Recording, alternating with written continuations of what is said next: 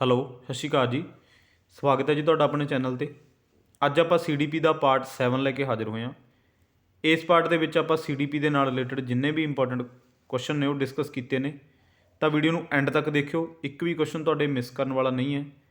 ਇਸ ਤੋਂ ਪਹਿਲਾਂ ਆਪਣੇ CDP ਦੇ 6 ਪਾਰਟ ਆਲਰੇਡੀ ਅਪਲੋਡ ਹੋ ਚੁੱਕੇ ਨੇ, ਜਿਨ੍ਹਾਂ ਦੇ ਵਿੱਚ ਆਪਾਂ ਬਹੁਤ ਇੰਪੋਰਟੈਂਟ MCQ ਕਵਰ ਕੀਤੇ ਨੇ। ਜੇਕਰ ਤੁਸੀਂ ਉਹ ਦੇਖਣਾ ਚਾਹੁੰਦੇ ਹੋ ਤਾਂ ਮੈਂ ਉਹਨਾਂ ਦਾ ਲਿੰਕ ਇਸ ਵੀਡੀਓ ਦੇ ਡਿਸਕ੍ਰਿਪਸ਼ਨ ਦੇ ਵਿੱਚ ਪਾ ਦੇਣਾ, ਤੁਸੀਂ ਜਾ ਕੇ ਦੇਖ ਲੈਣਾ। ਅਦਰਵਾਈਜ਼ ਤੁਸੀਂ ਆਪਣੇ ਚੈਨਲ 'ਤੇ ਵਿਜ਼ਿਟ ਕਰੋ, ਉੱਥੇ ਪਲੇਲਿਸਟ ਬਣੀਆਂ ਹੋਈਆਂ ਨੇ Punjab GK, modern history, polity, geography ਅਤੇ CDP ਸੀਰੀਜ਼ ਵਾਈਜ਼ ਵੀਡੀਓ ਲੱਗੀਆਂ ਹੋਈਆਂ, ਤਾਂ ਜਾ ਕੇ ਦੇਖ ਸਕਦੇ ਹੋ। ਜੇਕਰ ਤੁਸੀਂ ਆਪਣੀ SST ਦੀ ਤਿਆਰੀ ਵਧੀਆ ਤਰੀਕੇ ਨਾਲ ਕਰਨਾ ਚਾਹੁੰਦੇ ਹੋ ਤਾਂ ਆਪਣੀਆਂ ਜੋਗਰਾਫੀ, ਪੋਲਿਟੀ ਅਤੇ ਮਾਡਰਨ ਹਿਸਟਰੀ ਦੇ ਬੈਚ ਅਵੇਲੇਬਲ ਨੇ, ਤੁਸੀਂ ਜਾ ਕੇ ਲਗਾ ਸਕਦੇ ਹੋ। ਤੁਹਾਨੂੰ ਬਹੁਤ ਫਾਇਦਾ ਦੇਣਗੇ, ਠੀਕ ਹੈ ਜੀ, ਕਿਉਂਕਿ ਜਿਹੜੀ SST ਦੀ ਵੇਟੇਜ ਆ 60 ਨੰਬਰ ਦੀ ਆਉਣੀ ਹੈ। ਤਾਂ ਜੇਕਰ ਤੁਸੀਂ SST ਦੀ ਤਿਆਰੀ ਵਧੀਆ ਤਰੀਕੇ ਨਾਲ ਕਰਨਾ ਚਾਹੁੰਦੇ ਹੋ ਤਾਂ ਆਪਣੇ ਪੋਲਿਟੀ ਦੇ ਪੂਰੇ ਡਿਟੇਲ ਦੇ ਵਿੱਚ ਸਾਰੇ ਲੈਕਚਰ ਪਏ ਨੇ, ਠੀਕ ਹੈ ਜੀ। ਜੋਗਰਾਫੀ ਅਤੇ ਮਾਡਰਨ ਹਿਸਟਰੀ ਤਿੰਨੋਂ ਬੈਚ ਤੁਸੀਂ ਜਾ ਕੇ ਅਟੈਂਡ ਕਰ ਸਕਦੇ ਹੋ ਅਤੇ ਆਪਣੀ SST ਦੀ ਤਿਆਰੀ ਵਧੀਆ ਕਰ ਸਕਦੇ ਹੋ। ਤਾਂ ਜੇਕਰ ਤੁਸੀਂ ਚਾਹੁੰਦੇ ਹੋ ਕਿ ਮੇਰੀਆਂ ਵੀਡੀਓਜ਼ ਤੁਹਾਡੇ ਤੱਕ ਪਹੁੰਚਦੇ ਰਹਿਣ ਤਾਂ ਚੈਨਲ ਨੂੰ ਸਬਸਕ੍ਰਾਈਬ ਕਰ ਲਿਓ, ਬੈਲ ਆਈਕਨ 'ਤੇ ਪ੍ਰੈਸ ਕਰ ਲਿਓ, ਤਾਂ ਕਿ ਆਉਣ ਵਾਲੀਆਂ ਸਾਰੀਆਂ ਵੀਡੀਓਜ਼ ਦੇ ਨੋਟੀਫਿਕੇਸ਼ਨ ਤੁਹਾਡੇ ਤੱਕ ਪਹੁੰਚਦੇ ਰਹਿਣ ਅਤੇ ਤੁਹਾਡੀ ਤਿਆਰੀ ਵਧੀਆ ਤਰੀਕੇ ਨਾਲ ਚੱਲਦੀ ਰਹੇ, ਕਿਉਂਕਿ ਬਹੁਤ ਵਧੀਆ ਵਧੀਆ ਕੰਟੈਂਟ ਤੁਹਾਡੇ ਲਈ ਔਨ ਦੀ ਵੇ ਹੈ। ਤਾਂ ਅੱਜ ਦਾ ਜਿਹੜਾ ਆਪਣਾ ਸੈਸ਼ਨ ਆ ਸਟਾਰਟ ਕਰਦੇ ਹਾਂ ਅੱਜ ਦੇ ਪਹਿਲੇ ਕੁਐਸਚਨ ਦੇ ਨਾਲ। ਪਹਿਲਾ ਜਿਹੜਾ ਆਪਣਾ ਕੁਐਸਚਨ ਹੈ, ਗੱਲਬਾਤ ਕਰਨ ਵਿੱਚ ਵਾਰੀ ਲੈਣ ਸਿੱਖਣ ਦੀ ਜਾਂਚ ਨੂੰ ਕੀ ਕਿਹਾ ਜਾਂਦਾ ਹੈ?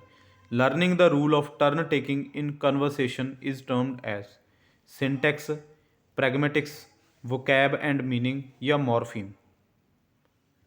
ਤਾਂ ਜਦੋਂ ਆਪਾਂ ਕਿਸੇ ਨਾਲ ਗੱਲਬਾਤ ਕਰਦੇ ਹਾਂ, ਕਨਵਰਸੇਸ਼ਨ ਕਰਦੇ ਹਾਂ, ਠੀਕ ਹੈ, ਤਾਂ ਜੇਕਰ ਉੱਧਰੋਂ ਇੱਕ ਬੰਦਾ ਗੱਲ ਕਰ ਰਿਹਾ ਅਤੇ ਆਪਾਂ ਵੀ ਗੱਲ ਕਰ ਰਹੇ ਹਾਂ ਤਾਂ ਆਪਣੀ ਗੱਲ ਕਿਸੇ ਨੂੰ ਸਮਝ ਨਹੀਂ ਆਊ, ਠੀਕ ਹੈ। ਨਾ ਤਾਂ ਆਪਣੀ ਗੱਲ ਉਹਨੂੰ ਸਮਝ ਆਵੇ, ਨਾ ਉਹਦੀ ਗੱਲ ਆਪਾਂ ਨੂੰ ਸਮਝ ਆਵੇ, ਠੀਕ ਹੈ ਜੀ। ਤਾਂ ਉਹਦੇ ਵਿੱਚ ਆਪਾਂ ਵਾਰੀ ਲੈਣੀ ਹੁੰਦੀ ਹੈ, ਮਤਲਬ ਪਹਿਲਾਂ ਤਾਂ ਗੱਲ ਨੂੰ ਪੂਰੇ ਧਿਆਨ ਨਾਲ ਸੁਣਨਾ ਹੁੰਦਾ, ਠੀਕ ਹੈ। ਤਾਂ ਪਹਿਲਾਂ ਆਪਾਂ ਚੰਗੇ ਲਿਸਨਰ ਬਣੀਏ, ਠੀਕ ਹੈ। ਪਹਿਲਾਂ ਗੱਲ ਨੂੰ ਸੁਣ ਕੇ ਪੂਰੀ ਨੂੰ ਫਿਰ ਅੱਗੇ ਆਪਾਂ ਬੋਲਦੇ ਹਾਂ, ਤਾਂ ਉਹਨੂੰ ਆਪਾਂ ਕਹਿੰਦੇ ਹਾਂ ਵਾਰੀ ਲੈਣਾ, ਠੀਕ ਹੈ। ਤਾਂ ਗੱਲਬਾਤ ਜਦੋਂ ਆਪਾਂ ਕਰਦੇ ਹਾਂ ਉਹਦੇ ਵਿੱਚ ਵਾਰੀ ਲੈਣ ਦੀ ਪ੍ਰਕਿਰਿਆ ਨੂੰ ਜਦੋਂ ਆਪਾਂ ਇਹ ਚੀਜ਼ ਸਿੱਖਦੇ ਹਾਂ ਕਿ ਪਹਿਲਾਂ ਆਪਾਂ ਨੂੰ ਪੂਰਾ ਸੁਣਨਾ ਚਾਹੀਦਾ, ਫਿਰ ਆਪਾਂ ਨੂੰ ਬੋਲਣਾ ਚਾਹੀਦਾ, ਤਾਂ ਇਹਨੂੰ ਕੀ ਕਿਹਾ ਜਾਂਦਾ? ਗੱਲਬਾਤ ਕਰਨ ਵਿੱਚ ਵਾਰੀ ਲੈਣ ਸਿੱਖਣ ਦੀ ਜਾਂਚ ਨੂੰ, ਠੀਕ ਹੈ ਜੀ। ਤਾਂ ਇਹਦਾ ਜਿਹੜਾ ਆਨਸਰ ਹੈ, ਆਨਸਰ ਨੰਬਰ 2 ਆਊਗਾ। ਇਹਨੂੰ ਪ੍ਰੈਗਮੈਟਿਕਸ ਕਿਹਾ ਜਾਂਦਾ, ਵਿਹਾਰਕ ਕਿਹਾ ਜਾਂਦਾ, ਠੀਕ ਹੈ ਜੀ। ਵਿਹਾਰਕ ਕਿਹਾ ਜਾਂਦਾ, ਪ੍ਰੈਗਮੈਟਿਕਸ ਕਹਿੰਦੇ ਨੇ ਇਹਨੂੰ, ਠੀਕ ਹੈ ਜੀ। ਜਦੋਂ ਆਪਾਂ ਗੱਲਬਾਤ ਕਰਦੇ ਹਾਂ ਅਤੇ ਉਹਦੇ ਵਿੱਚ ਆਪਾਂ ਦੂਸਰੇ ਬੰਦੇ ਤੋਂ ਵਾਰੀ ਲੈਂਦੇ ਹਾਂ, ਠੀਕ ਹੈ, ਪ੍ਰੈਗਮੈਟਿਕਸ। ਇਹ ਤੋਂ ਕੁਐਸਚਨ ਤੁਹਾਨੂੰ ਪੇਪਰ ਦੇ ਵਿੱਚ ਦੇਖਣ ਨੂੰ ਮਿਲ ਸਕਦਾ, ਬਹੁਤ ਇੰਪੋਰਟੈਂਟ ਹੈ, ਠੀਕ ਹੈ ਜੀ। ਆਪਣਾ ਇੱਕ ਵੀ ਕੁਐਸਚਨ ਆਪਾਂ ਤੁਹਾਡੇ ਅੱਗੇ ਕੋਈ ਫਾਲਤੂ ਕੁਐਸਚਨ ਨਹੀਂ ਰੱਖਦੇ, ਠੀਕ ਹੈ। ਜਿੰਨੇ ਕੁਐਸਚਨ ਰਿਪੀਟ ਹੋਏ ਕੁਐਸਚਨ ਨੇ ਅਤੇ ਤੁਹਾਨੂੰ ਆਉਣ ਦੀ ਪੂਰੀ ਸੰਭਾਵਨਾ ਹੈ। ਜੇਕਰ ਪੇਪਰ ਦਾ ਲੈਵਲ ਮੋਡਰੇਟ ਆਉਂਦਾ ਤਾਂ ਆਪਣੇ ਕੁਐਸਚਨ ਦੇ ਵਿੱਚੋਂ ਤੁਹਾਨੂੰ ਕੁਐਸਚਨ ਦੇਖਣ ਨੂੰ ਮਿਲਣਗੇ, ਠੀਕ ਹੈ ਜੀ। ਤਾਂ ਅਗਲਾ ਜਿਹੜਾ ਆਪਣਾ ਕੁਐਸਚਨ ਹੈ, ਸੈਫੈਲੋਕੌਡਲ ਰੁਝਾਨ ਦਾ ਮਤਲਬ ਹੈ। ਸੈਫੈਲੋਕੌਡਲ ਟ੍ਰੈਂਡ ਇੰਪਲਾਈਜ਼ ਮਸਕੂਲਰ ਕੰਟਰੋਲ, ਪੱਠਿਆਂ 'ਤੇ ਕੰਟਰੋਲ, ਕੋਆਰਡੀਨੇਸ਼ਨ ਜਾਂ ਤਾਲਮੇਲ, ਜਾਂ ਬੋਥ 1 ਐਂਡ 2 ਜਾਂ ਨਨ ਆਫ ਦੀ ਅਬਵ। ਸੈਫੈਲੋਕੌਡਲ ਇੱਕ ਧਾਰਨਾ ਹੈ ਜਿਹਦੇ ਵਿੱਚ ਜਿਹੜਾ ਆਪਣੀ ਗਰੋਥ ਦੇ ਨਾਲ ਸੰਬੰਧਿਤ ਹੈ, ਠੀਕ ਹੈ। ਇਹ ਆਪਾਂ ਪੜ੍ਹ ਕੇ ਗਏ ਹਾਂ ਪਿਛਲੇ ਜਿੰਨੇ ਵੀ ਆਪਣੇ ਸੈਸ਼ਨ ਹੋਏ ਨੇ, ਉਹਦੇ ਵਿੱਚ ਆਪਾਂ ਸੈਫੈਲੋਕੌਡਲ, ਪ੍ਰੋਕਸੀਮੋਡਲ, ਜਿੰਨੇ ਵੀ ਮਤਲਬ ਇਹ ਜਿੰਨੀਆਂ ਟਰਮਸ ਨੇ ਆਪਾਂ ਕਵਰ ਕੀਤੀਆਂ ਨੇ। ਤਾਂ ਪਿਛਲੇ ਆਪਣੇ ਸਾਰੇ ਸੈਸ਼ਨ ਤੁਸੀਂ ਅਟੈਂਡ ਕਰਕੇ ਆਓ, ਠੀਕ ਹੈ। ਬਹੁਤ ਤੁਹਾਡਾ ਫਾਇਦਾ ਹੋਊਗਾ, ਬਹੁਤ ਇੰਪੋਰਟੈਂਟ ਨੇ ਉਹ, ਠੀਕ ਹੈ। ਇੱਕ ਵੀ ਕੁਐਸਚਨ ਉਹਦੇ ਵਿੱਚ ਤੁਸੀਂ ਮਿਸ ਨਾ ਕਰਿਓ, ਕਿਉਂਕਿ ਇਹਨਾਂ ਆਪਣੇ ਕਰਵਾਏ ਹੋਏ ਕੁਐਸਚਨਾਂ ਦੇ ਵਿੱਚੋਂ ਤੁਹਾਨੂੰ ਕੁਐਸਚਨ ਦੇਖਣ ਨੂੰ ਮਿਲਣਗੇ PS ਸਟੈਟ ਦੇ ਵਿੱਚ, ਠੀਕ ਹੈ ਜੀ। ਤਾਂ ਜਿਹੜਾ ਆਪਣਾ ਸੈਫੈਲੋਕੌਡਲ ਹੈ, ਇਹਦਾ ਰੁਝਾਨ ਤਾਂ ਇਹ ਜਿਹੜੀ ਆਪਣੀ ਗਰੋਥ ਹੁੰਦੀ ਹੈ ਇਹ ਹੈਡ ਟੂ ਟੋ ਹੁੰਦੀ ਹੈ, ਠੀਕ ਹੈ ਜੀ। ਮਤਲਬ ਸਿਰ ਤੋਂ ਲੈ ਕੇ ਪੈਰ ਦੇ ਅੰਗੂਠੇ ਤੱਕ ਜਿਹੜੀ ਆਪਣੀ ਗਰੋਥ ਹੁੰਦੀ ਹੈ ਉਹਨੂੰ ਸੈਫੈਲੋਕੌਡਲ ਆਪਾਂ ਕਿਹਾ ਜਾਂਦਾ। ਜਿਹੜਾ ਆਪਣੇ ਪ੍ਰੋਕਸੀਮੋਡਿਸਟਲ ਹੁੰਦੀ ਹੈ ਉਹ ਹੁੰਦੀ ਹੈ ਅੰਦਰੂਨੀ ਟੂ ਬਾਹਰੀ, ਠੀਕ ਹੈ ਜੀ। ਤਾਂ ਸੈਫੈਲੋਕੌਡਲ ਇਹਦਾ ਮਤਲਬ ਕੀ ਹੈ, ਇਹਦੇ ਵਿੱਚ ਕੀ ਕੀ ਚੀਜ਼ਾਂ ਕੰਮ ਕਰਦੀਆਂ ਨੇ? ਪੱਠਿਆਂ 'ਤੇ ਕੰਟਰੋਲ ਹੁੰਦਾ, ਕੋਆਰਡੀਨੇਸ਼ਨ ਹੁੰਦਾ, ਦੋਨੋਂ ਹੁੰਦੇ ਨੇ, ਜਾਂ ਨਨ ਆਫ ਦੀ ਅਬਵ। ਤਾਂ ਇਸ ਕੁਐਸਚਨ ਦਾ ਜਿਹੜਾ ਆਨਸਰ ਹੈ, ਆਨਸਰ ਨੰਬਰ 3, ਦੋਨੋਂ ਹੁੰਦੇ ਨੇ। ਮਸਕੂਲਰ ਪੱਠਿਆਂ 'ਤੇ ਵੀ ਆਪਣਾ ਕੰਟਰੋਲ ਹੁੰਦਾ, ਤਾਲਮੇਲ ਵੀ ਆਪਣਾ ਬੈਠਦਾ, ਠੀਕ ਹੈ, ਕੋਆਰਡੀਨੇਸ਼ਨ। ਤਾਂ ਇਹਦਾ ਦੋਨੋਂ ਹੀ ਆਨਸਰ ਆਊਗਾ, ਮਸਕੂਲਰ ਕੰਟਰੋਲ ਅਤੇ ਕੋਆਰਡੀਨੇਸ਼ਨ, ਠੀਕ ਹੈ, ਤੁਸੀਂ ਯਾਦ ਰੱਖਣਾ।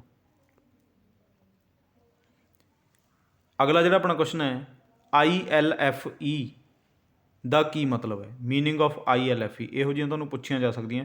ਜਿੰਨੀਆਂ ਵੀ ਟਰਮਸ ਨੇ, ਜਿੰਨੀਆਂ ਥਿਊਰੀਜ਼ ਨੇ, ਉਹ ਆਪਾਂ ਸਾਰੀਆਂ ਕਵਰ ਕਰਨੀਆਂ, ਠੀਕ ਹੈ। ਆਪਣੇ ਸੈਸ਼ਨ ਅਟੈਂਡ ਕਰਦੇ ਰਹੋ, ਤੁਹਾਨੂੰ ਆਉਣ ਵਾਲੇ ਜਿੰਨੇ ਪੇਪਰਾਂ ਦੇ ਵਿੱਚ ਵੀ CDP ਆਉਂਦੀ ਹੈ ਤਾਂ ਆਪਣੇ ਕੁਐਸਚਨ ਦੇ ਵਿੱਚੋਂ ਤੁਹਾਨੂੰ ਕੁਐਸਚਨ ਦੇਖਣ ਨੂੰ ਮਿਲਣਗੇ, ਠੀਕ ਹੈ ਜੀ। ਆਪਾਂ ਬਹੁਤ ਇੰਪੋਰਟੈਂਟ ਤੁਹਾਡੇ ਅੱਗੇ ਜਿੰਨਾ ਵੀ ਆਪਣਾ ਕੁਐਸਚਨਸ ਨੇ ਉਹ ਰੱਖਦੇ ਹਾਂ, ਠੀਕ ਹੈ ਜੀ। ਤਾਂ ILFE ਦਾ ਕੀ ਮਤਲਬ ਆ?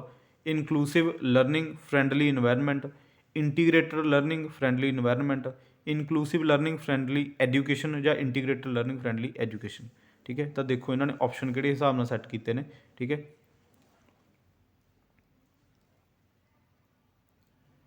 ਤਾਂ ਇਸ ਕੁਐਸਚਨ ਦਾ ਜਿਹੜਾ ਆਨਸਰ ਹੈ answer number 1 inclusive learning friendly environment. ਇਹਨੂੰ ਤੁਸੀਂ ਰੱਟ ਲਓ, ਠੀਕ ਹੈ। ਇਹ ਡਾਇਰੈਕਟ ਤੁਹਾਨੂੰ ਕੁਐਸਚਨ ਆ ਸਕਦਾ, ਬਹੁਤ ਇੰਪੋਰਟੈਂਟ ਹੈ।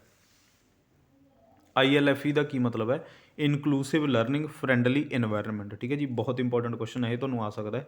ਇਹਨੂੰ ਚੰਗੀ ਤਰ੍ਹਾਂ ਯਾਦ ਕਰ ਲਿਓ, ਇਨਕਲੂਸਿਵ ਲਰਨਿੰਗ ਫਰੈਂਡਲੀ ਇਨਵਾਇਰਨਮੈਂਟ। ਅਗਲਾ ਜਿਹੜਾ ਆਪਣਾ ਕੁਐਸਚਨ ਹੈ, ਇੱਕ ਅਧਿਆਪਕ ਦੇ ਪੜ੍ਹਾਉਣ ਦਾ ਪ੍ਰਭਾਵਸ਼ਾਲੀ ਪੱਖ ਕਿਵੇਂ ਪਰਖਿਆ ਜਾ ਸਕਦਾ? A teacher's effectiveness in teaching can be judged. ਮਤਲਬ ਕਿ ਇੱਕ ਅਧਿਆਪਕ ਹੈ ਜਿਹੜਾ ਉਹ ਵਧੀਆ ਮਤਲਬ ਪੜ੍ਹਾ ਰਿਹਾ, ਉਹਦਾ ਪ੍ਰਭਾਵ ਪੈ ਰਿਹਾ, ਠੀਕ ਹੈ। ਤਾਂ ਉਹ ਚੀਜ਼ ਨੂੰ ਆਪਾਂ ਕਿਵੇਂ ਪਰਖਾਂਗੇ ਕਿ ਇਹ ਇੱਕ ਵਧੀਆ ਟੀਚਰ ਹੈ, ਠੀਕ ਹੈ। Stimulate the learners thinking, way of teaching, friendly behave ਜਾਂ ਆਲ ਆਫ ਦੀ ਅਬਵ, ਠੀਕ ਹੈ। ਤਾਂ ਉਹ ਕਿਹੜੀ ਚੀਜ਼ ਹੈ ਜਿਹਤੋਂ ਆਪਾਂ ਇੱਕ ਅਧਿਆਪਕ ਨੂੰ ਪਰਖ ਸਕਦੇ ਹਾਂ ਕਿ ਇਹਦਾ ਪ੍ਰਭਾਵ ਪੈ ਰਿਹਾ ਬੱਚਿਆਂ 'ਤੇ ਪੜ੍ਹਾਉਣ ਦਾ, ਠੀਕ ਹੈ ਜੀ। ਤਾਂ ਇੱਕ ਵਧੀਆ ਟੀਚਰ ਆਪਾਂ ਕਹਿ ਸਕਦੇ ਹਾਂ।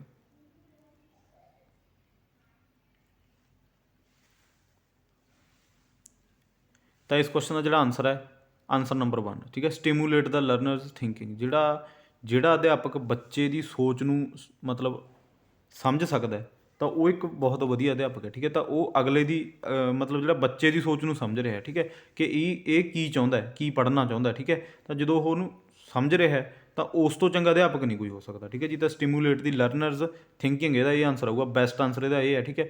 ਪੜ੍ਹਾਉਣ ਦਾ ਤਰੀਕਾ ਕੋਈ ਮੈਟਰ ਨਹੀਂ ਕਰਦਾ, ਦੋਸਤੀ ਵਾਲਾ ਵਿਵਹਾਰ ਵੀ, ਸਿਰਫ ਦੋਸਤੀ ਵਾਲਾ ਵਿਵਹਾਰ ਅਧਿਆਪਕ ਲਈ ਚੰਗਾ ਨਹੀਂ ਹੁੰਦਾ, ਠੀਕ ਹੈ, ਕਿ ਉਹ ਸਿਰਫ ਦੋਸਤੀ ਹੀ ਕਰੇ, ਠੀਕ ਹੈ। ਤਾਂ ਇਹ ਇੱਕ ਵਾਈਡਰ ਟਰਮ ਦੇ ਤੌਰ 'ਤੇ ਦੇਖ ਰਹੇ ਹਾਂ ਕਿ ਸਿਖਿਆਰਥੀ ਦੀ ਸੋਚ ਨੂੰ ਸਮਝਣਾ, ਸਟਿਮੂਲੇਟ ਦੀ ਲਰਨਰਸ ਥਿੰਕਿੰਗ, ਠੀਕ ਹੈ। ਜਿਹੜਾ ਬੱਚੇ ਨੂੰ ਸਮਝ ਰਿਹਾ, ਬੱਚੇ ਨੂੰ ਪੜ੍ਹ ਰਿਹਾ ਕਿ ਇਹ ਬੱਚਾ ਕੀ ਚਾਹੁੰਦਾ, ਠੀਕ ਹੈ, ਕੀ ਇਹਦਾ ਬੈਕਗਰਾਊਂਡ ਹੈ, ਠੀਕ ਹੈ, ਕਿਵੇਂ ਇਹ ਪੜ੍ਹ ਰਿਹਾ, ਕਿੱਥੋਂ ਤੱਕ ਇਹ ਪੜ੍ਹ ਸਕਦਾ, ਕਿੱਥੋਂ ਤੱਕ ਇਹ ਜਾ ਸਕਦਾ, ਠੀਕ ਹੈ। ਤਾਂ ਉਹ ਅਧਿਆਪਕ ਹੁੰਦਾ ਜਿਹੜਾ ਉਹ ਸਭ ਤੋਂ ਬੈਸਟ ਹੁੰਦਾ, ਠੀਕ ਹੈ। ਉਹਦੀ ਇਫੈਕਟਿਵਨੈਸ ਹੁੰਦੀ ਹੈ ਇਹ, ਤਾਂ ਉਹ ਇੱਕ ਪ੍ਰਭਾਵਸ਼ਾਲੀ ਅਧਿਆਪਕ ਹੁੰਦਾ। ਤਾਂ ਇਹਦਾ ਆਨਸਰ ਆਊਗਾ ਆਨਸਰ ਨੰਬਰ 1।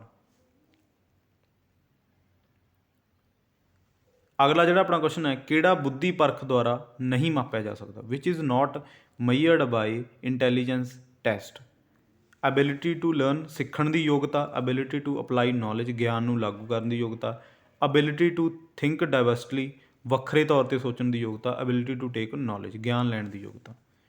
ਮਤਲਬ ਇੱਕ ਜਿਹੜਾ ਆਪਣਾ ਇੰਟੈਲੀਜੈਂਸ ਟੈਸਟ ਹੁੰਦਾ ਹੈਗਾ, ਤਾਂ ਉਹਦੇ ਵਿੱਚ ਇਹਨਾਂ 'ਚੋਂ ਕਿਹੜੀ ਚੀਜ਼ ਹੈ ਜਿਹੜੀ ਨਹੀਂ ਆਉਂਦੀ, ਜਿਹੜੀ ਨਹੀਂ ਮਾਪੀ ਜਾ ਸਕਦੀ? ਇਹੋ ਜਿਹੇ ਕੁਐਸਚਨ ਤੁਹਾਨੂੰ ਆਉਣਗੇ, ਠੀਕ ਹੈ। ਜੇਕਰ ਪੇਪਰ ਦਾ ਮੋਡਰੇਟ ਲੈਵਲ ਆਉਂਦਾ ਤਾਂ ਆਪਣੇ ਕੁਐਸਚਨ ਦੇ ਵਿੱਚੋਂ ਹੀ ਤੁਹਾਨੂੰ ਕੁਐਸਚਨ ਦੇਖਣ ਨੂੰ ਮਿਲਣਗੇ, ਠੀਕ ਹੈ ਜੀ। ਸਾਰੇ ਕੁਐਸਚਨ ਇਹੀ ਉਹ ਵਾਰ-ਵਾਰ ਰਿਪੀਟ ਹੋਏ ਕੁਐਸਚਨ ਨੇ, ਇਹੀ ਤੁਹਾਨੂੰ ਅੱਗੇ ਆਉਣਗੇ, ਠੀਕ ਹੈ ਜੀ। ਤਾਂ ਜੇਕਰ ਜ਼ਿਆਦਾ ਸਿੰਪਲ ਪਾਉਂਦੇ ਨੇ ਤਾਂ ਉਹ ਆਪਾਂ ਜ਼ਿਆਦਾਤਰ ਜਿਹੜੇ CDP ਦੇ ਕੁਐਸਚਨ ਨੇ ਕਾਮਨ ਸੈਂਸ 'ਤੇ ਬੇਸਡ ਹੁੰਦੇ ਨੇ, ਠੀਕ ਹੈ। ਇਹਦਾ ਆਨਸਰ ਆਪਣੀ ਕਾਮਨ ਸੈਂਸ 'ਤੇ ਹੁੰਦਾ ਕਿ ਆਪਾਂ ਨੂੰ ਕਿੱਥੋਂ ਤੱਕ ਨੌਲੇਜ ਹੈ, ਬਟ ਪ੍ਰੈਕਟਿਸ ਫਿਰ ਵੀ ਜ਼ਰੂਰੀ ਹੈ, ਠੀਕ ਹੈ ਜੀ। ਪ੍ਰੈਕਟਿਸ ਬਹੁਤ ਜ਼ਰੂਰੀ ਹੈ। ਜੇ ਤੁਹਾਨੂੰ ਇਹੋ ਜਿਹੇ ਰੇਅਰ ਕੁਐਸਚਨ ਆਉਂਦੇ ਨੇ ਤਾਂ ਇਹਨਾਂ ਦੀ ਪ੍ਰੈਕਟਿਸ ਤਾਂ ਤੁਹਾਨੂੰ ਜ਼ਰੂਰੀ ਹੈ। ਟਰਮਸ ਜਿਹੜੀਆਂ ਥਿਊਰੀਜ਼ ਨੇ ਇਹ ਤਾਂ ਤੁਹਾਨੂੰ ਪਤਾ ਹੋਣੀ ਚਾਹੀਦੀਆਂ। ਤਾਂ ਕਿਹੜਾ ਬੁੱਧੀ ਪਰਖ ਦੁਆਰਾ ਨਹੀਂ ਮਾਪਿਆ ਜਾ ਸਕਦਾ? ਤਾਂ ਇਸ ਕੁਐਸਚਨ ਦਾ ਜਿਹੜਾ ਆਨਸਰ ਹੈ answer number 3, ability to think divergently, ਵੱਖਰੇ ਤੌਰ 'ਤੇ ਸੋਚਣ ਦੀ, ਠੀਕ ਹੈ। ਮੰਨ ਲਓ ਇਹਦੇ ਵਿੱਚ ਐਬਿਲਿਟੀ ਟੂ ਲਰਨ, ਸਿੱਖਣ ਦੀ ਯੋਗਤਾ ਨੂੰ ਵੀ ਮਾਪਿਆ ਜਾਊਗਾ। ਇਹਦੇ ਵਿੱਚ ਸਿਰਫ ਨੌਲੇਜ ਤੱਕ, ਮਤਲਬ ਬੱਚਾ ਕਿਵੇਂ ਪੜ੍ਹ ਰਿਹਾ, ਕਿਵੇਂ ਸਿੱਖ ਰਿਹਾ, ਕਿਵੇਂ ਆਪਣੀ ਨੌਲੇਜ ਨੂੰ ਅਪਲਾਈ ਕਰ ਰਿਹਾ, ਠੀਕ ਹੈ, ਨੌਲੇਜ ਕਿਵੇਂ ਗੇਨ ਕਰ ਰਿਹਾ, ਇਹ ਚੀਜ਼ਾਂ ਤਾਂ ਸਾਰੀਆਂ ਆਉਣਗੀਆਂ। ਬਟ ਜੇ ਹੁਣ ਬੱਚੇ ਦੇ ਵਿੱਚ ਇੱਕ ਕੋਈ ਐਕਸਟਰਾ ਉਹਦੇ ਵਿੱਚ ਕੋਈ ਗੁਣ ਹੈ, ਜਿਵੇਂ ਉਹ ਪੇਂਟਿੰਗ ਕਰ ਸਕਦਾ, ਠੀਕ ਹੈ, ਜਾਂ ਉਹ ਕੁਛ ਐਕਸਟਰਾ ਕਰ ਰਿਹਾ, ਸਟੱਡੀ ਤੋਂ ਇਲਾਵਾ ਕੁਛ ਵੱਖਰੇ ਤੌਰ 'ਤੇ ਉਹ ਸੋਚ ਰਿਹਾ, ਤਾਂ ਇਹ ਚੀਜ਼ ਇਹਦੇ ਵਿੱਚ ਨਹੀਂ ਆਉਂਦੀ, ਠੀਕ ਹੈ। ਬੁੱਧੀ ਪਰਖ ਜਿਹੜਾ ਟੈਸਟ ਹੈ ਇਹਦੇ ਵਿੱਚ ਐਬਿਲਿਟੀ ਟੂ ਥਿੰਕ ਡਾਇਵਰਸਟਲੀ ਨਹੀਂ ਆਉਂਦੀ, ਠੀਕ ਹੈ। ਡਾਇਵਰਸਟਲੀ ਮਤਲਬ ਵੱਖਰੇ ਤੌਰ 'ਤੇ, ਤਾਂ ਉਹਦੇ ਵਿੱਚ ਹੋਰ ਵੀ ਕਈ ਗੁਣ ਹੋ ਸਕਦੇ ਨੇ, ਬਟ ਜਿਹੜਾ ਆਪਣਾ ਇੰਟੈਲੀਜੈਂਸ ਟੈਸਟ ਹੋਊਗਾ ਉਹਦੇ ਵਿੱਚ ਇਹ ਚੀਜ਼ ਨਹੀਂ ਆਉਂਦੀ। ਉਹਦੇ ਵਿੱਚ ਆਪਣੀ ਸਟੱਡੀ ਨਾਲ, ਆਪਣੀ ਨੌਲੇਜ ਨਾਲ ਰਿਲੇਟਡ ਚੀਜ਼ਾਂ ਆਉਣਗੀਆਂ, ਠੀਕ ਹੈ। ਤਾਂ ਇਹ ਤੁਸੀਂ ਯਾਦ ਰੱਖਣਾ, ਐਬਿਲਿਟੀ ਟੂ ਥਿੰਕ ਡਾਇਵਰਸਟਲੀ, ਇਹਦੇ ਵਿੱਚ ਜਿਹੜਾ ਵੱਖਰੇ ਤੌਰ 'ਤੇ ਉਹ ਅਲੱਗ ਤੋਂ ਇੱਕ ਕੋਈ ਕੰਮ ਕਰ ਰਿਹਾ, ਇਹ ਚੀਜ਼ ਇਹਦੇ ਵਿੱਚ ਨਹੀਂ ਆਉਂਦੀ, ਠੀਕ ਹੈ। ਤੁਸੀਂ ਯਾਦ ਰੱਖਿਓ, ਬਹੁਤ ਇੰਪੋਰਟੈਂਟ ਹੈ। ਤਾਂ ਆਨਸਰ ਨੰਬਰ 3 ਆਊਗਾ। ਅਗਲਾ ਜਿਹੜਾ ਆਪਣਾ ਕੁਐਸਚਨ ਹੈ, ਕਿੰਡਰਗਾਰਟਨ ਦੇ ਬੱਚੇ ਜੇਕਰ ਦੁਰਵਿਵਹਾਰ ਕਰ ਰਹੇ ਹਨ ਤਾਂ ਉਹਨਾਂ ਨਾਲ ਕਿਵੇਂ ਪੇਸ਼ ਆਉਣਾ ਚਾਹੀਦਾ ਹੈ? What is the best way to deal with misbehaviour of kindergarten children. ਮਤਲਬ ਜਿਹੜੇ ਛੋਟੇ ਬੱਚੇ ਹੁੰਦੇ ਨੇ ਕਿੰਡਰਗਾਰਟਨ ਦੇ, ਠੀਕ ਹੈ, ਜੇ ਉਹ ਇੱਕ ਦੂਸਰੇ ਨਾਲ ਮਿਸਬਿਹੇਵ ਕਰ ਰਹੇ ਨੇ ਤਾਂ ਉਹਨਾਂ ਨਾਲ ਐਜ਼ ਏ ਟੀਚਰ ਤੁਸੀਂ ਕਿਵੇਂ ਪੇਸ਼ ਆਉਂਗੇ? Punish them, stop them, say to parents, channelise the child energy in positive direction, ਠੀਕ ਹੈ। ਤਾਂ ਮੈਂ ਤੁਹਾਨੂੰ ਪਹਿਲਾਂ ਵੀ ਦੱਸਿਆ ਕਿ CDP ਦਾ ਇੱਕ ਮੂਲ ਮੰਤਰ ਹੁੰਦਾ ਹੈ ਕਿ ਇਹਦੇ ਵਿੱਚ ਆਪਾਂ ਕਦੇ ਵੀ ਨੈਗੇਟਿਵ ਆਨਸਰ ਨਹੀਂ ਦੇਣਾ ਹੁੰਦਾ, ਠੀਕ ਹੈ। ਨੈਗੇਟਿਵ ਕੋਈ ਵੀ ਆਨਸਰ ਹੁੰਦਾ, ਪਰ ਨੈਗੇਟਿਵ ਆਨਸਰ ਨਹੀਂ ਦੇ ਸਕਦੇ, ਆਪਾਂ ਬੈਸਟ ਆਨਸਰ ਚੁਣਨਾ ਹੁੰਦਾ ਹੈ। ਬੈਸਟ ਆਨਸਰ ਆਪਣੇ 4 ਆਪਸ਼ਨ ਹੁੰਦੇ ਨੇ, ਠੀਕ ਹੈ। ਕਈ ਵਾਰੀ ਜਿਹੜੇ ਆਪਸ਼ਨ ਹੁੰਦੇ ਨੇ ਉਹ ਇੱਕ ਦੂਸਰੇ ਨਾਲ ਰਿਲੇਟ ਵੀ ਕਰਦੇ ਹੁੰਦੇ ਨੇ, ਆਪਾਂ ਨੂੰ ਐਵੇਂ ਲੱਗਦਾ ਹੁੰਦਾ ਕਿ ਚਾਰਾਂ ਚੋਂ ਇਹ ਵੀ ਆਉਣਾ, ਇਹ ਵੀ ਆਉਣਾ, ਠੀਕ ਹੈ। ਇਹ ਵੀ ਹੁੰਦਾ ਹੈਗਾ ਆਪਣੇ ਮਾਈਂਡ ਦੇ ਵਿੱਚ, ਬਟ ਆਪਾਂ ਬੈਸਟ ਚੁਣਨਾ ਹੁੰਦਾ, ਜਿਹੜਾ ਸਭ ਤੋਂ ਬੈਸਟ ਆਨਸਰ ਹੁੰਦਾ, ਠੀਕ ਹੈ ਜੀ। ਤਾਂ ਜਿਹੜੇ ਕਿੰਡਰਗਾਰਟਨ ਨੇ ਇਹਨਾਂ ਬਾਰੇ ਪੁੱਛਿਆ ਗਿਆ, ਕਿੰਡਰਗਾਰਟਨ ਦੇ ਬੱਚਿਆਂ ਬਾਰੇ, ਤਾਂ ਇਸ ਕੁਐਸਚਨ ਦਾ ਜਿਹੜਾ ਆਨਸਰ ਹੈ, answer number 4, channelise the child energy in positive direction. ਮੰਨ ਲਓ ਕੋਈ ਬੱਚਾ ਸ਼ਰਾਰਤਾਂ ਕਰ ਰਿਹਾ, ਕੋਈ ਬੱਚਾ ਦੂਸਰੇ ਬੱਚੇ ਨੂੰ ਤੰਗ ਕਰ ਰਿਹਾ, ਠੀਕ ਹੈ, ਤਾਂ ਉਹਦੀ ਜਿਹੜੀ ਉਹ એનર્ਜੀ ਹੈ ਉਹਨੂੰ ਆਪਾਂ ਚੈਨਲਾਈਜ਼ ਕਰਨਾ, ਉਹਨੂੰ ਉਹਦਾ ਜਿਹੜਾ ਵੇ ਹੈ, ਠੀਕ ਹੈ, ਉਹਨੂੰ ਆਪਾਂ ਅਲੱਗ ਤੋਂ ਮਤਲਬ ਕਰਨਾ ਹੈਗਾ। ਤਾਂ ਉਹ ਬੱਚੇ ਨੂੰ ਉਸ ਤਰੀਕੇ ਨਾਲ ਆਪਾਂ ਡੀਲ ਕਰਾਂਗੇ, ਉਹਦੀ ਜਿਹੜੀ એનર્ਜੀ ਉਹਨੂੰ ਹੋਰ ਪਾਸੇ ਚੈਨਲਾਈਜ਼ ਕਰ ਦਾਂਗੇ, ਤਾਂ ਕਿ ਉਹ ਸ਼ਰਾਰਤਾਂ ਦੀ ਬਜਾਏ ਕੁਝ ਸਿੱਖਣ ਦੇ ਵਿੱਚ ਆਪਣੀ ਰੁਚੀ ਦਿਖਾਵੇ, ਠੀਕ ਹੈ। ਤਾਂ ਉਹਨੂੰ ਚੈਨਲਾਈਜ਼ ਆਪਾਂ ਅਲੱਗ ਵੇ ਤੋਂ ਕਰਨਾ, ਠੀਕ ਹੈ। ਜਿਹੜੀ ਉਹਦੀ એનર્ਜੀ ਹੈ, ਕਿਉਂਕਿ ਜਦੋਂ ਉਹ ਬੱਚਾ ਸ਼ਰਾਰਤ ਕਰ ਰਿਹਾ ਹੈ, ਠੀਕ ਹੈ, ਤਾਂ ਉਹਦੇ ਵਿੱਚ એનર્ਜੀ ਹੈ, ਠੀਕ ਹੈ, એનર્ਜੀ ਹੈ, ਤਾਂ ਉਹਦੀ એનર્ਜੀ ਨੂੰ ਆਪਾਂ ਚੈਨਲਾਈਜ਼ ਕਰਨਾ, ਠੀਕ ਹੈ, ਉਹਨੂੰ ਆਪਾਂ ਡਾਇਵਰਟ ਕਰਨਾ, ਠੀਕ ਹੈ। ਇਹ ਤੁਸੀਂ ਯਾਦ ਰੱਖਣਾ। ਤਾਂ ਇਹ ਸਭ ਤੋਂ ਬੈਸਟ ਆਨਸਰ ਹੈ। ਪੁਨਿਸ਼ ਤੁਹਾਨੂੰ ਦੱਸਿਆ ਕਿ ਸਜ਼ਾ ਆਪਾਂ ਕਦੇ ਵੀ ਨਹੀਂ ਦੇ ਸਕਦੇ, CDP ਦਾ ਇਹ ਇੱਕ ਮੂਲ ਮੰਤਰ ਹੈ ਕਿ ਆਪਾਂ ਇਹਦੇ ਵਿੱਚ ਨੈਗੇਟਿਵ ਨਹੀਂ ਜਾਣਾ ਹੁੰਦਾ, ਠੀਕ ਹੈ। ਤਾਂ ਪੁਨਿਸ਼ ਆਪਾਂ ਉਹਨਾਂ ਨੂੰ ਸਜ਼ਾ ਨਹੀਂ ਕਦੇ ਵੀ ਦੇਣੀ, ਨਾ ਉਹਨਾਂ ਨੂੰ ਰੋਕਣਾ, ਠੀਕ ਹੈ। ਸਟਾਪ ਦੈਮ, ਸਿਰਫ ਸਟਾਪ ਕਰਨ ਨਾਲ ਉਹਨਾਂ ਨੂੰ ਕੁਝ ਨਹੀਂ ਹੋਣਾ, ਠੀਕ ਹੈ। ਇੱਕ ਵਾਰੀ ਰੋਕਤਾ ਤਾਂ ਉਹ ਦੁਬਾਰਾ ਲੱਗ ਜਾਣਗੇ, ਠੀਕ ਹੈ। ਤਾਂ ਸਟਾਪ ਕਰਨ ਨਾਲ ਇਹਦਾ ਹੱਲ ਨਹੀਂ, ਸੋਲਿਊਸ਼ਨ ਨਹੀਂ ਹੈਗਾ ਪੱਕੇ ਤੌਰ 'ਤੇ। ਪੇਰੈਂਟਸ ਨੂੰ ਕਹਿਣਾ, ਪੇਰੈਂਟਸ ਨੂੰ ਨਹੀਂ ਆਪਾਂ ਕਹਿ ਸਕਦੇ, ਠੀਕ ਹੈ। ਪੇਰੈਂਟਸ ਨੂੰ ਆਪਾਂ ਕਿਉਂ ਕਹਾਂਗੇ, ਕਿਉਂਕਿ ਜਦੋਂ ਬੱਚੇ ਆਪਣੇ ਕੋਲ ਨੇ, ਸਕੂਲ ਦੇ ਵਿੱਚ ਨੇ, ਤਾਂ ਜ਼ਿੰਮੇਵਾਰੀ ਆਪਣੀ ਹੈ, ਠੀਕ ਹੈ, ਓਨਾ ਟਾਈਮ। ਤਾਂ ਆਪਾਂ ਕੀ ਕਰਾਂਗੇ, ਸਭ ਤੋਂ ਬੈਸਟ ਆਨਸਰ ਹੈ ਜਿਹੜਾ ਉਹ channelise the child energy in positive direction, ਠੀਕ ਹੈ। ਇਹ ਸਭ ਤੋਂ ਬੈਸਟ ਆਨਸਰ ਹੈ, ਇਹ ਤੁਸੀਂ ਯਾਦ ਰੱਖਿਓ, ਬਹੁਤ ਇੰਪੋਰਟੈਂਟ ਹੈ। ਅਗਲਾ ਜਿਹੜਾ ਆਪਣਾ ਕੁਐਸਚਨ ਹੈ, ਰਚਨਾਤਮਕਤਾ ਦੀ ਧਾਰਨਾ ਕਿਸ ਨਾਲ ਸੰਬੰਧਿਤ ਹੈ? ਕੰਸਟਰਕਟਿਵਿਜ਼ਮ ਥਿਊਰੀ ਇਜ਼ ਰਿਲੇਟਡ ਟੂ। ਇਹ ਆਪਾਂ ਪਿੱਛੇ ਵੀ ਕਰਕੇ ਗਏ, ਜਿੰਨੇ ਆਪਣੇ ਬੈਚ ਪਿੱਛੇ ਹੋਏ ਨੇ CDP ਦੇ, ਆਪਾਂ ਅਪਲੋਡ ਮੈਂ ਕੀਤੇ ਨੇ ਇਸ ਤੋਂ ਪਹਿਲਾਂ, ਉਹਦੇ ਵਿੱਚ ਆਪਾਂ ਕੰਸਟਰਕਟਿਵਿਜ਼ਮ ਬਾਰੇ ਵੀ ਪੜ੍ਹ ਕੇ ਗਏ ਹਾਂ, ਠੀਕ ਹੈ। ਤੁਸੀਂ ਪਿਛਲੇ ਸਾਰੇ ਬੈਚ ਅਟੈਂਡ ਕਰਕੇ ਆਇਓ, ਠੀਕ ਹੈ। ਤਾਂ ਇਹਦੇ ਵਿੱਚ ਇਹ ਕਿਹਦੇ ਨਾਲ ਸੰਬੰਧਿਤ ਹੈ, ਜਿਹੜੀ ਧਾਰਨਾ ਰਚਨਾਤਮਕਤਾ ਜਿਹਨੂੰ ਆਪਾਂ ਕਹਿੰਦੇ ਹਾਂ। Active role of a child, ਬੱਚੇ ਦੀ ਕਿਰਿਆਸ਼ੀਲ ਭੂਮਿਕਾ। Role of a teacher in learning, ਸਿੱਖਣ ਵਿੱਚ ਅਧਿਆਪਕ ਦੀ ਭੂਮਿਕਾ। ਰੋਲ ਆਫ ਇਮੀਟੇਸ਼ਨ ਜਾਂ ਨਕਲ ਦੀ ਭੂਮਿਕਾ, ਜਾਂ ਆਲ ਆਫ ਦੀ, ਇਹ ਸਾਰੀ ਇਹਦੇ ਵਿੱਚ ਮਤਲਬ ਆਪਣਾ ਰੋਲ ਅਦਾ ਕਰਦੇ ਨੇ। ਤਾਂ ਇਹ ਤੁਹਾਨੂੰ ਪਤਾ ਹੋਣਾ ਚਾਹੀਦਾ, ਬਹੁਤ ਇੰਪੋਰਟੈਂਟ ਹੈ। ਰਚਨਾਤਮਕਤਾ ਦੀ ਧਾਰਨਾ, ਇਸ ਕੁਐਸਚਨ ਦਾ ਜਿਹੜਾ ਆਨਸਰ ਹੈ, ਆਨਸਰ ਨੰਬਰ 1, ਠੀਕ ਹੈ। ਤਾਂ ਨੀਚੇ ਮੈਂ ਮੈਂਸ਼ਨ ਕੀਤਾ ਕਿ ਇਹ ਜਿਹੜੀ ਧਾਰਨਾ ਕਿਹਨੇ ਦਿੱਤੀ ਆਪਾਂ ਨੂੰ, ਜੀਨ ਪਿਆਜੇ ਨੇ ਦਿੱਤੀ ਹੈ, ਗਿਵਨ ਬਾਈ ਪਿਆਜੇ, ਠੀਕ ਹੈ। ਤਾਂ ਇਹ ਜੀਨ ਪਿਆਜੇ ਦੀ ਧਾਰਨਾ ਜਿਹੜੀ ਕੰਸਟਰਕਟਿਵਿਜ਼ਮ ਹੈ। ਤਾਂ ਇਸ ਕੁਐਸਚਨ ਦਾ ਜਿਹੜਾ ਆਨਸਰ, ਆਨਸਰ ਨੰਬਰ 1, ਇਹਦੇ ਵਿੱਚ ਬੱਚੇ ਦੀ ਭੂਮਿਕਾ ਹੋਣੀ ਜ਼ਰੂਰੀ ਹੈ, ਠੀਕ ਹੈ। ਬੱਚਾ ਐਕਟਿਵ ਹੋਣਾ ਜ਼ਰੂਰੀ ਹੈ, ਠੀਕ ਹੈ। ਬੱਚੇ ਦੀ ਕਿਰਿਆ, ਬੱਚਾ ਖੁਦ ਸਿੱਖੂਗਾ, ਬੱਚਾ ਖੁਦ ਕਰਕੇ ਸਿੱਖਦਾ ਇਹਦੇ ਵਿੱਚ, ਠੀਕ ਹੈ। ਜਿਹੜੀ ਕੰਸਟਰਕਟਿਵਿਜ਼ਮ ਦੀ ਧਾਰਨਾ, ਇਹ ਤੁਸੀਂ, ਠੀਕ ਹੈ, ਇਹ ਤੁਸੀਂ ਨੋਟ ਕਰ ਲਓ ਕਿ ਜਿਹੜਾ ਇਹਦੇ ਵਿੱਚ ਸਿਰਫ ਬੱਚੇ ਦੀ ਇਨਵੋਲਵਮੈਂਟ ਹੁੰਦੀ ਹੈ, ਬੱਚਾ ਖੁਦ ਕਰਕੇ ਸਿੱਖਦਾ ਹੈ, ਕੰਸਟਰਕਟਿਵਿਜ਼ਮ, ਠੀਕ ਹੈ। ਜਿਵੇਂ ਸਕੈਮਾ ਹੋ ਗਿਆ, ਠੀਕ ਹੈ, ਉਹ ਜਿਹੜੀ ਆਪਣੀ ਇਨਫੋਰਮੇਸ਼ਨ ਹੈ ਖੁਦ ਗੇਨ ਕਰਦਾ ਹੈ, ਠੀਕ ਹੈ। ਸਕੈਮਾ ਵੀ ਆਪਣਾ ਪਿਆਜੇ ਦੇ ਨਾਲ ਰਿਲੇਟਡ ਹੈ। ਤਾਂ ਬੱਚੇ ਦੀ ਜਿਹੜੀ ਕਿਰਿਆਸ਼ੀਲ ਭੂਮਿਕਾ ਹੈ ਇਹਦੇ ਵਿੱਚ ਜ਼ਰੂਰੀ ਹੈ, ਜਿਹੜੀ ਰਚਨਾਤਮਕਤਾ। ਰਚਨਾਤਮਕਤਾ ਉਹਦੇ ਵਿੱਚ ਫੇਰ ਹੀ ਆਊਗੀ ਜੇ ਉਹ ਖੁਦ ਕਰਕੇ ਸਿੱਖੂਗਾ, ਠੀਕ ਹੈ। ਤਾਂ ਇਹਦਾ ਆਨਸਰ ਹੈ ਜਿਹੜਾ ਉਹ ਬੈਸਟ ਆਨਸਰ ਹੈ, answer number 1, active role of a child, ਬੱਚੇ ਦੀ ਕਿਰਿਆਸ਼ੀਲ ਭੂਮਿਕਾ। ਅਗਲਾ ਜਿਹੜਾ ਆਪਣਾ ਕੁਐਸਚਨ ਹੈ, ਜੇਕਰ ਇੱਕ ਬੱਚਾ 16 ਨੂੰ 61 ਪੜ੍ਹ ਰਿਹਾ ਤਾਂ ਇਹ ਕਿਸ ਮਾਮਲੇ ਨਾਲ ਸੰਬੰਧਿਤ ਹੈ? ਤਾਂ ਇਹ ਮਾਮਲਾ ਕਿਸ ਨਾਲ ਸੰਬੰਧਿਤ ਹੈ? If a child read 16 as a 61, this case is related to dyslexia, dysgraphia, dyscalculia, ਜਾਂ ਆਲ ਆਫ ਦੀ ਅਬਵ। ਇਹ ਟਰਮਸ ਵੀ ਆਪਾਂ ਪਿੱਛੇ ਕਰਕੇ ਆਏ ਕਲਾਸਿਸ ਦੇ ਵਿੱਚ, ਠੀਕ ਹੈ, ਕਿ ਇਹ ਜਿਹੜੀਆਂ ਕਿਹਦੇ ਨਾਲ ਸੰਬੰਧਿਤ ਹੁੰਦੀਆਂ। ਤਾਂ ਮੰਨ ਲਓ ਬੱਚਾ 16 ਨੂੰ 61 ਪੜ੍ਹ ਰਿਹਾ, ਤਾਂ ਇਹ ਉਹਦੇ 'ਚ ਕਿਹੜੀ ਪ੍ਰੋਬਲਮ ਹੈ, ਇਹਨਾਂ 'ਚੋਂ ਕਿਹੜੀ ਡਿਸੇਬਿਲਿਟੀ ਹੈ? ਡਿਸੇਬਿਲਿਟੀਆਂ ਨੇ ਇਹ, ਡਿਸੇਬਿਲਿਟੀਜ਼, ਲਰਨਿੰਗ ਡਿਸੇਬਿਲਿਟੀਜ਼ ਨੇ ਇਹ ਸਾਰੀਆਂ, ਠੀਕ ਹੈ ਜੀ, ਲਰਨਿੰਗ ਡਿਸੇਬਿਲਿਟੀਜ਼ ਨੇ। ਤਾਂ ਇਹਨਾਂ ਵਿੱਚੋਂ ਕਿਹੜੀ ਡਿਸੇਬਿਲਿਟੀ ਹੈ ਜਿਹਦੇ ਵਿੱਚ ਇਹ ਬੱਚਾ 16 ਨੂੰ 61 ਪੜ੍ਹ ਰਿਹਾ? ਤਾਂ ਇਸ ਕੁਐਸਚਨ ਦਾ ਜਿਹੜਾ ਆਨਸਰ ਹੈ, ਆਨਸਰ ਨੰਬਰ 1, ਡਿਸਲੈਕਸੀਆ ਇਹਨੂੰ ਕਿਹਾ ਜਾਂਦਾ। ਡਿਸਲੈਕਸੀਆ ਮਤਲਬ ਪੜ੍ਹਨ ਨਾਲ ਸੰਬੰਧਿਤ ਹੁੰਦਾ ਕੰਮ, ਠੀਕ ਹੈ। ਤਾਂ ਜਿਹੜਾ ਪੜ੍ਹਨ ਨਾਲ ਸੰਬੰਧਿਤ ਹੈ ਉਹ ਹੈ ਡਿਸਲੈਕਸੀਆ। 16 ਨੂੰ 61 ਜਦੋਂ ਪੜ੍ਹ ਰਿਹਾ ਤਾਂ ਉਹਦੇ ਵਿੱਚ ਕਿਹੜੀ ਡਿਸੇਬਿਲਿਟੀ ਹੈ? Dyslexia.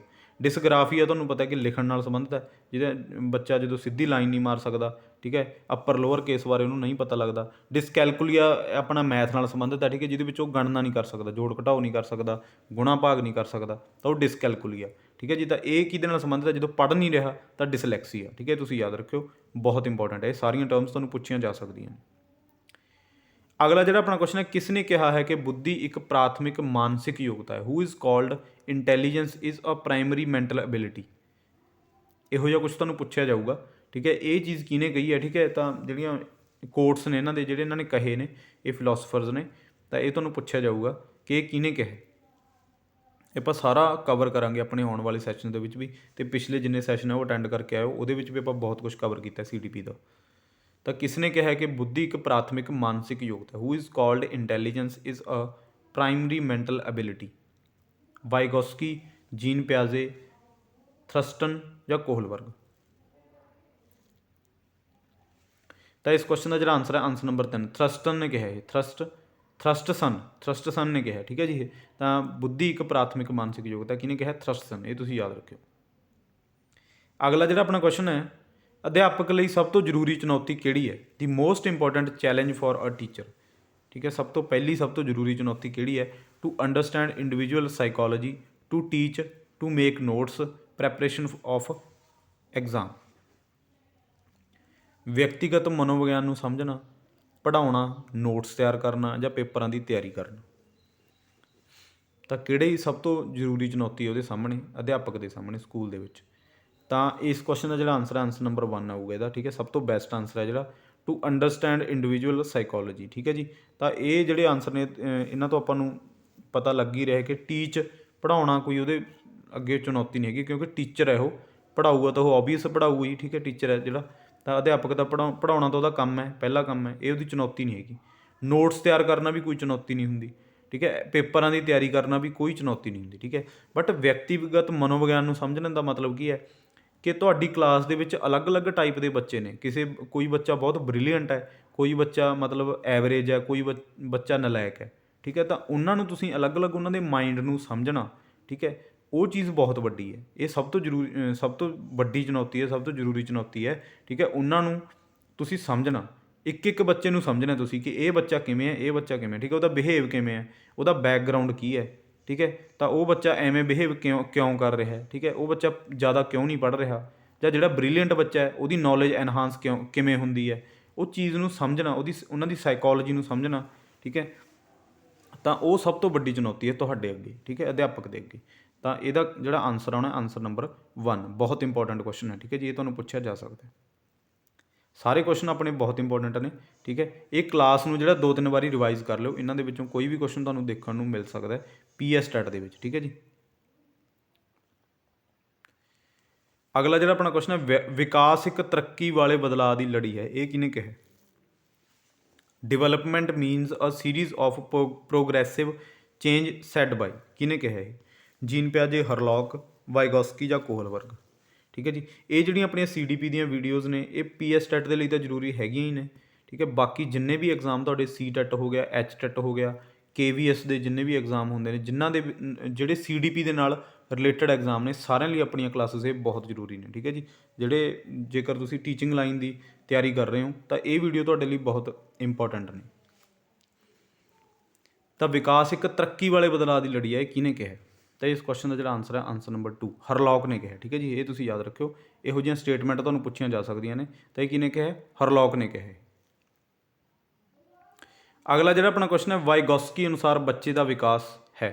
ਵਾਈਗੋਸਕੀ proposed that child development is a product of social interaction, depends upon schema, depends upon teacher, a product of knowledge, ਠੀਕ ਹੈ ਜੀ।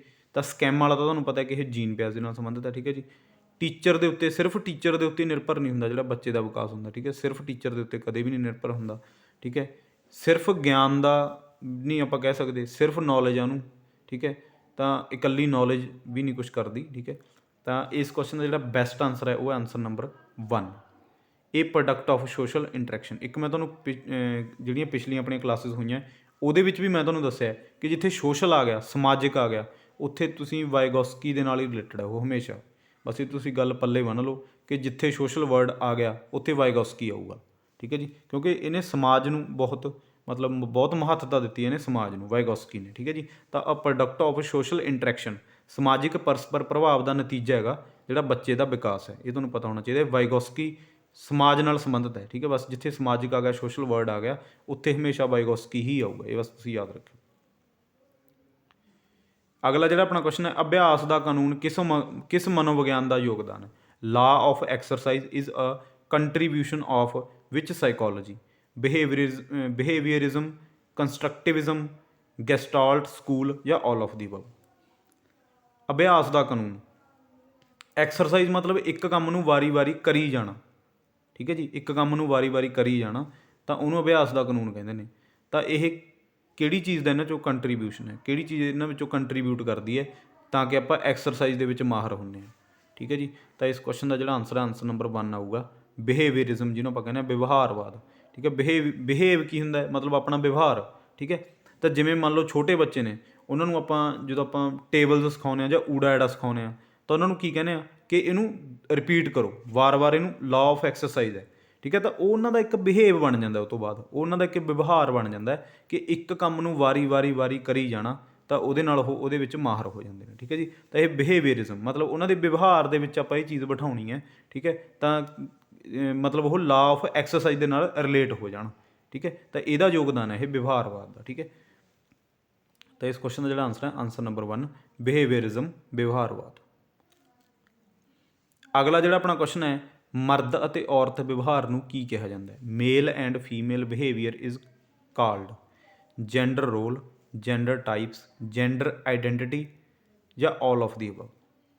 ਜਿਵੇਂ ਆਪਾਂ ਬੰਦੇ ਨੂੰ ਆਪਾਂ ਮਰਦ ਕਹਿੰਦੇ ਹਾਂ, ਔਰਤ ਨੂੰ ਮਤਲਬ ਜਿਹੜੀ ਲੇਡੀਜ਼ ਆ ਉਹਨੂੰ ਆਪਾਂ ਔਰਤ ਕਹਿੰਦੇ ਹਾਂ, ਠੀਕ ਹੈ ਜੀ। ਮੇਲ ਅਤੇ ਫੀਮੇਲ, ਠੀਕ ਹੈ। ਇਹ ਮਤਲਬ ਇਹਨੂੰ ਆਪਾਂ ਕੀ ਕਹਿ ਸਕਦੇ ਹਾਂ?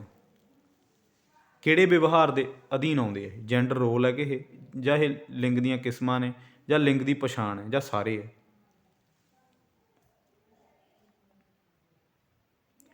ਤਾਂ ਇਸ ਕੁਐਸਚਨ ਦਾ ਜਿਹੜਾ ਆਨਸਰ ਹੈ, ਆਨਸਰ ਨੰਬਰ 1 ਆਊਗਾ ਇਹਦਾ, ਠੀਕ ਹੈ। ਜੈਂਡਰ ਰੋਲ, ਇਹਦਾ ਕੀ ਮਤਲਬ ਹੈ?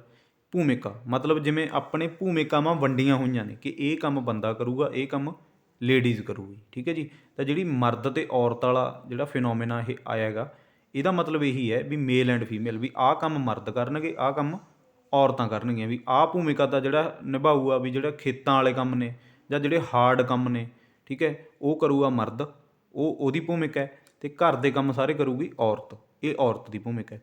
ਤਾਂ ਇਹ ਕੀ ਨੇ? ਜੈਂਡਰ ਰੋਲ ਨੇ, ਠੀਕ ਹੈ। ਜੈਂਡਰ ਟਾਈਪਸ ਨਹੀਂ ਹੈਗੀਆਂ ਇਹ ਜੈਂਡਰ ਰੋਲ ਨੇ, ਇਹ ਤੁਸੀਂ ਯਾਦ ਰੱਖਿਓ, ਜੈਂਡਰ ਰੋਲ ਇਹਨੂੰ ਕਿਹਾ ਜਾਂਦਾ। ਤਾਂ ਇਸ ਕੁਐਸਚਨ ਦਾ ਆਨਸਰ ਨੰਬਰ 1 ਆਉਣਾ, ਠੀਕ ਹੈ। ਇਹ ਤੁਸੀਂ ਯਾਦ ਰੱਖਿਓ, ਇਹ ਕੁਐਸਚਨ ਤੁਹਾਨੂੰ ਡਾਇਰੈਕਟ ਦੇਖਣ ਨੂੰ ਮਿਲ ਸਕਦਾ ਕਿਉਂਕਿ ਬਹੁਤ ਵਾਰੀ ਰਿਪੀਟ ਹੋਇਆ ਹੋਇਆ ਕੁਐਸਚਨ ਹੈ, ਠੀਕ ਹੈ ਜੀ। ਸਾਰੇ ਕੁਐਸਚਨ ਹੀ ਆਪਣੇ ਇਹੋ ਜਿਹੇ ਨੇ ਜਿਹੜੇ ਵਾਰ-ਵਾਰ ਰਿਪੀਟ ਹੋਏ ਹੋਏ ਨੇ, ਠੀਕ ਹੈ। ਇੱਕ ਵੀ ਕੁਐਸਚਨ ਨੂੰ ਮਿਸ ਨਾ ਕਰਿਓ। ਅੱਜ ਦੇ ਸੈਸ਼ਨ ਦਾ ਆਪਣਾ ਜਿਹੜਾ ਲਾਸਟ ਕੁਐਸਚਨ ਹੈ ਉਹ ਹੈ ਮੋਰੋਨ ਦਾ IQ ਲੈਵਲ ਕਿੰਨਾ ਹੁੰਦਾ? ਮੋਰੋਨ ਹੈਵ ਐਨ IQ ਲੈਵਲ 51 ਤੋਂ 70, 51 ਤੋਂ ਘੱਟ, 70 ਤੋਂ 100 ਜਾਂ 100 ਤੋਂ ਜ਼ਿਆਦਾ। ਮੋਰੋਨ ਨਾ ਇੱਕ ਮਤਲਬ ਇੱਕ ਫਿਨੋਮੇਨ ਹੈ ਇਹ ਵੀ ਸਾਈਕੋਲੋਜੀ ਦਾ, ਠੀਕ ਹੈ। ਤਾਂ ਮੋਰੋਨ ਜਿਵੇਂ ਹੁਣ ਆਪਾਂ ਜਿਵੇਂ ਜਿਹੜੇ ਗਿਫਟਡ ਬੱਚੇ ਹੁੰਦੇ ਨੇ ਉਹਨਾਂ ਦਾ IQ ਲੈਵਲ ਮਾਪਿਆ ਜਾਂਦਾ, ਗਿਫਟਡ ਬੱਚੇ ਆ ਗਏ, ਇਹ ਟਰਮਸ ਨੇ ਸਾਈਕੋਲੋਜੀ ਦੀਆਂ। ਤਾਂ ਮੋਰੋਨ ਵੀ ਇੱਕ ਟਰਮ ਹੈ, ਇਹ ਵੀ ਮਤਲਬ ਇੱਕ ਇਹਦੇ ਵਿੱਚ ਵੀ ਵਿਦਿਆਰਥੀ ਵੀ ਹੁੰਦੇ ਨੇ, ਮੋਰੋਨ ਲੈਵਲ 'ਤੇ ਆ ਜਾਂਦੇ ਨੇ, ਮਤਲਬ ਜਿਨ੍ਹਾਂ ਦਾ IQ ਲੈਵਲ ਇੱਕ ਸਪੈਸੀਫਿਕ IQ ਲੈਵਲ ਹੁੰਦਾ, ਠੀਕ ਹੈ। ਤਾਂ ਇਹ ਬਸ ਤੁਹਾਨੂੰ ਇਹੋ ਜਿਹਾ ਕੁਐਸਚਨ ਡਾਇਰੈਕਟ ਆ ਸਕਦਾ ਕਿ ਤੁਹਾਨੂੰ ਐਵੇਂ ਹੀ ਆਊਗਾ ਕਿ ਮੋਰੋਨ ਹੈਵ, ਠੀਕ ਹੈ, ਮੋਰੋਨ ਹੈਵ ਐਨ IQ ਲੈਵਲ। ਤਾਂ ਮੋਰੋਨ ਇੱਕ ਇਹਨਾਂ ਦੀ ਟਰਮ ਹੈ ਸਾਈਕੋਲੋਜੀ ਦੀ, ਬਸ ਇਹ ਯਾਦ ਰੱਖਿਓ। ਇਹ ਵੀ ਸਟੂਡੈਂਟ ਹੀ ਹੁੰਦੇ ਨੇ, ਠੀਕ ਹੈ। ਤਾਂ ਉਹਨਾਂ ਦਾ IQ ਲੈਵਲ ਕਿੰਨਾ ਹੁੰਦਾ, ਬਸ ਤੁਸੀਂ ਇਹ ਯਾਦ ਰੱਖਿਓ, ਡਾਇਰੈਕਟ ਤੁਹਾਨੂੰ ਇਹ ਕੁਐਸਚਨ ਆ ਸਕਦਾ।